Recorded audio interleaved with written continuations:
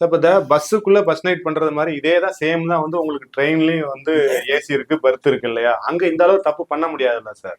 இந்த அளவுக்கு அவங்க பர்த்தே நீங்க பாத்தீங்கன்னா ஸ்டெப் பை ஸ்டெப் மாதிரி தான் இருக்கும். ஒரு ஆள் அது ஒரு பிரைவேசி கிடையாது இல்லைங்க. அதுதான் கேக்குறேன். அது ஓபன் டாக்ல இருக்கும். அதுல எப்படி பிரைவேசி? நான் கொஞ்சம் கூப்பையில பண்ணலாமே. கூப்பையில பண்றது உங்களை யாரும் கேட்டா? கூப்பையில பெரும்பாலும் யாரும் புக் பண்றது இல்ல. யார் சொன்னது? எவ்வளவு ஹனிமூன்ஸ் கப்புள்ஸ் கூப்பையில போறாங்க? ஹனிமூன்ஸ் கப்புள்ஸ் போறது வேற.